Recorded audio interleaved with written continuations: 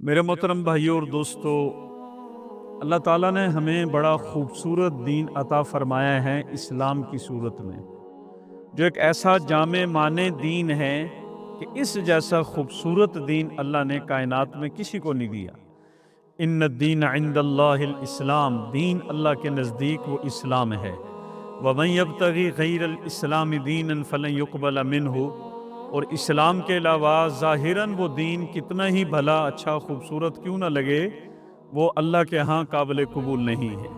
ہمارا دین جامع دین ہے اور ہر موقع محل کے احکامات موجود ہیں۔ اب یہ دسمبر کا مہینہ چل رہا ہے، اس مہینے کے آخر میں لوگ نئے سال کے آنے کا جشن مناتے ہیں۔ میرے بھائیوں، یہ جشن منانے کی چیز نہیں ہے، یہ تو غم کرنے کی چیز ہے۔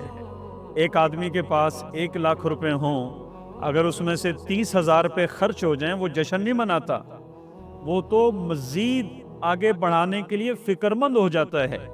ایک آدمی کو اللہ تعالیٰ نے 50 سالہ زندگی دی ہے، ایک آدمی کو اللہ تعالیٰ نے 70 سالہ زندگی دی ہے، وہ 50 60 70 سال کی زندگی میں سے 1 سال کو وہ کم کر چکا ہے، اور یہ احمق خوشیاں منا رہا ہے اور ناچ گانوں کی محفلیں سجا رہا ہے کہ نیا سال آ گیا ہے، نیا سال آ گیا ہے، نیا سال آ گیا ہے۔ جو سال گزر گیا ہے اس میں ہم نے کیا کیا، اور آئندہ جو سال میری زندگی میں آ رہا ہے اس میں مجھے کیا کرنا ہے، یہ تو ہم نے کبھی سوچا ہی نہیں۔ نیا چاند نظر آتا تھا، ہمارے پاک نبی دعائیں مانگتے تھے، اللہم اہلہ علینا بالامن والایمان والسلامہ ربی و ربک اللہ، اے اللہ یہ جو نیا چاند ہمارے اوپر طلوع ہوا ہے، اس چاند کو امن والا، سلامتی والا، عزت والا بنا دے، ہمارے ملک پہ، ہمارے معاشرے پہ، ہمارے سماج پہ، دنیا میں یہ چاند امن لے کے آ رہا ہو۔ اور پچھلی پہ توبہ کرنا یہ ازحد ضروری ہے۔ ہمارے بڑے فرماتے ہیں جس عمل کے بعد استغفار ہوتا ہے اس عمل پر قبولیت کی مہر لگ جاتی ہے۔ یہ ناچ گانے کا دن نہیں ہے، یہ آخر دن توبہ اور استغفار کا دن ہے۔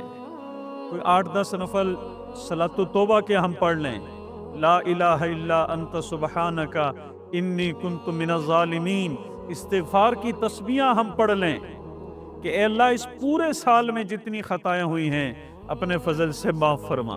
میرے بھائیوں، ہم آزاد نہیں ہیں کہ غیروں کی ہم نکالی کرنا شروع کر دیں۔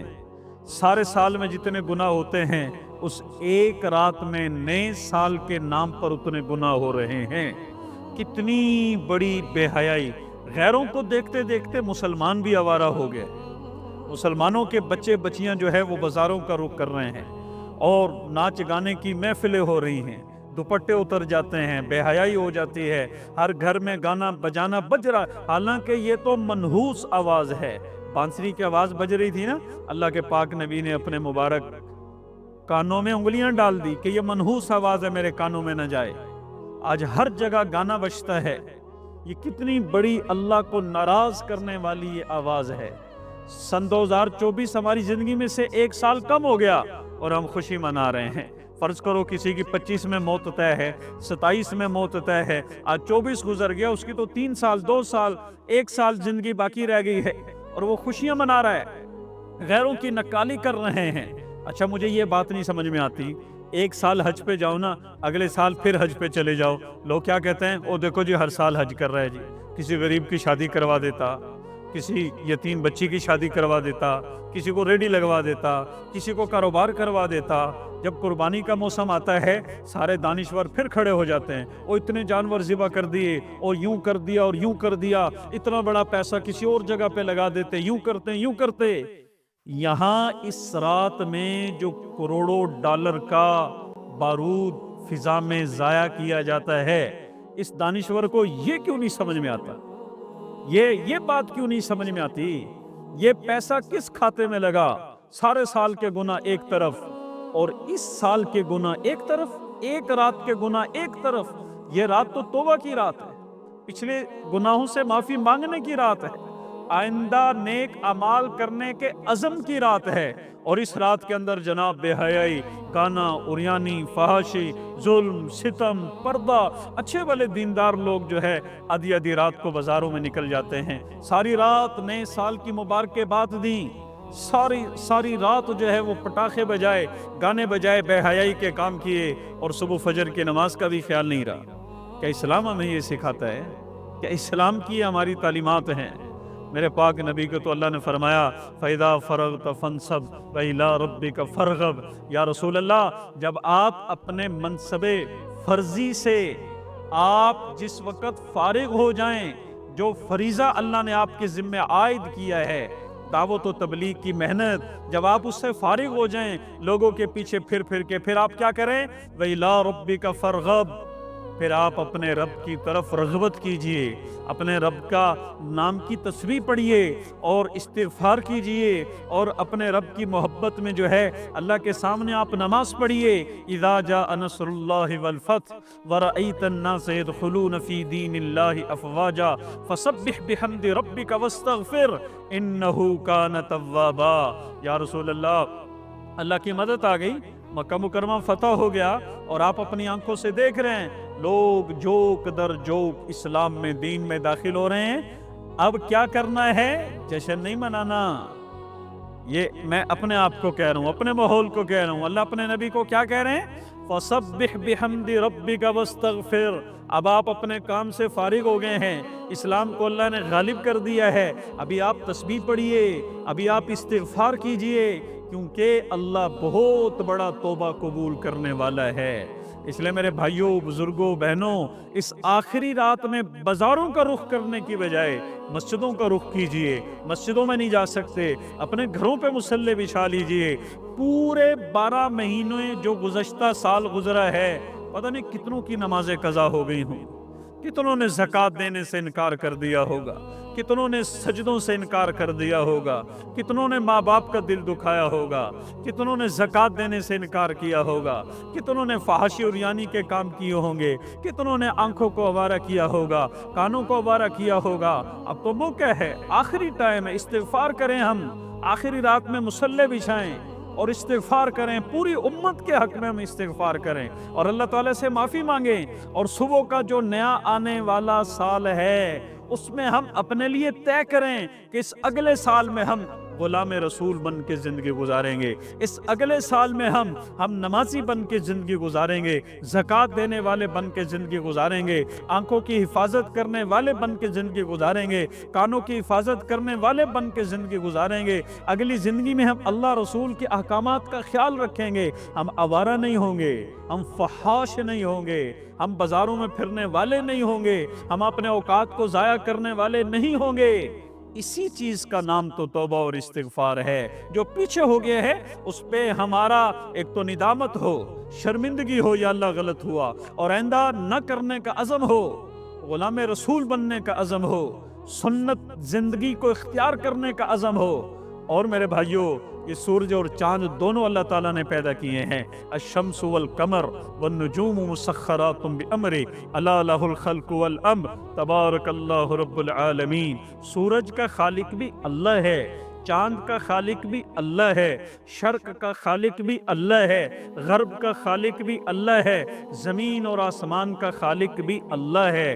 زمین آسمان کا نظام چلانے والا، بنانے والا وہ اللہ ہے، اللہ کے علاوہ کوئی اور نہیں ہے، وہ سب کچھ کرنے والا ہے۔ اس لیے اسی نے ہمارے سورج کو پیدا کیا ہے اور اسی نے چاند کو پیدا کیا ہے، اور سورج کے ساتھ جن مہینوں کا تعلق ہے وہ مہینے، سورج والے مہینے، یہ جن کو ہم شمسی مہینے کہتے ہیں، جنوری، فروری، مارچ، اپریل، یہ مہینے ہیں، یہ بھی اللہ ہی کے پیدا کرتے ہیں، اور جو چاند کے حساب سے جو مہینے چلتے ہیں وہ بھی اللہ ہی کے پیدا کردہ مہینے ہیں۔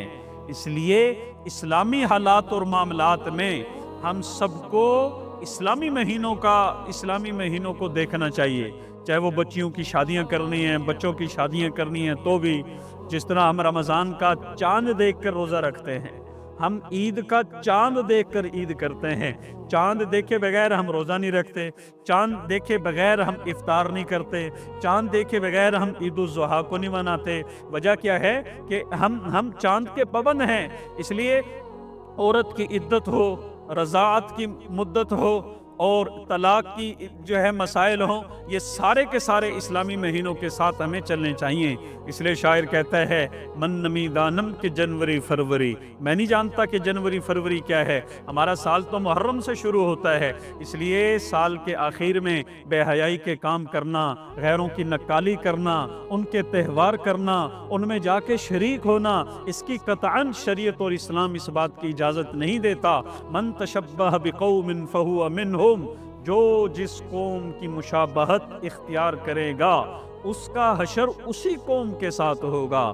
اور جس نے، یہ بھی حدیث شریف کے الفاظ ہیں، جس نے جس کا مجمع بڑھایا وہ انہی میں سے ہے۔ یہ غیروں کی نکالی ہے کہ سال کے آخری دن میں بے حیائی کے کام کریں، گانے بجائیں، بارود اڑائیں، گولا چھوڑیں اور گانے بجائیں اور آوارہ ہو جائیں، بے پردگی کریں، زنا کریں، بدکاری کریں، یہ غیروں کی نکالی ہے۔ اگر مسلمان بھی یوں کرنے لگ جائے گا تو پھر مشابہت غیروں کے ساتھ ہو جائے گی۔ من تشبہ بقوم فہو منہم، پھر وہ انہی میں سے ہوگا۔ اس لیے میرے بھائیوں، ہمارے جو تہوار اسلام نے، شریعت نے ہمیں دیے ہیں، وہ عید الضحیٰ کی صورت میں دیے ہیں، وہ عید الفطر کی صورت میں اللہ نے ہمیں دیے ہیں۔ راتوں کو جاگنے کا شوق ہے، آپ پچھلے پہر اٹھیے، تہجد پڑھیے۔ اللہ تعالیٰ نے 5 راتیں دی ہیں، لیلۃ القدر کی، آخری رمضان کے عشرے کی طاق راتیں، اس میں راتوں کو جاگیے، شب برات کو جاگیے، عیدین کی راتوں میں جاگیے، تہجد کی نماز کے لیے جاگیے اور راتوں کو جاگ کر عبادت کیجیے،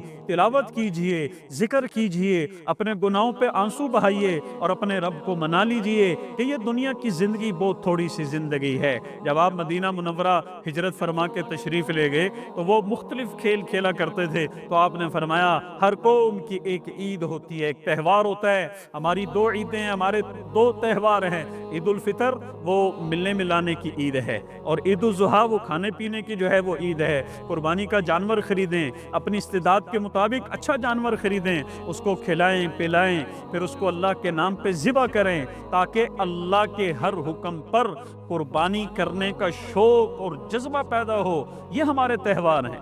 حج ہمارا کتنا بڑا تہوار ہے۔ اگر آپ کے اوپر حج فرض ہے تو حج میں تاخیر نہ کیجئے، جلدی حج پہ جائیے، کہ آپ نے فرمایا جس کے ذمے حج فرض ہو اور وہ حج نہ کرے، میں نہیں کچھ کہتا کہ وہ یہودی ہو کے مرے یا وہ نصرانی ہو کے مرے، یہودیت پر اس کی موت آئے یا نصرانیت پر اس کی موت آئے، میں یہ بات نہیں کہتا۔ تو اس لیے ہم غیروں کے تہواروں میں اتنا پیسہ اڑا رہے ہیں اور اتنی بے حیائی کے کام کر رہے ہیں، جو ہمارے اپنے تہوار ہیں، جو ہماری اپنی، جو اسلام نے ہمیں دی ہیں۔ عید الفطر کی ہمیں خوشی کوئی نہیں ہوتی، عید الضحیٰ کی ہمیں خوشی کوئی نہیں ہوتی، حالانکہ یہ ہمارے خوشی کے دن ہیں، یہ ہمارے تہوار کے دن ہیں، اس کے اوپر اللہ نے اجر دیا ہے۔ اس لیے سال میں 5 دن روزہ رکھنا حرام ہے، 1 عید الفطر کا دن اور 4 عید الضحیٰ کے دن، جن کو ایام تشریق کہتے ہیں۔ ان 4 دنوں میں کوئی روزہ رکھے گا اللہ ناراض ہوں گے، اس کا رسول ناراض ہوگا، کیونکہ وہ سنت سے ہٹ گیا، شریعت سے ہٹ گیا۔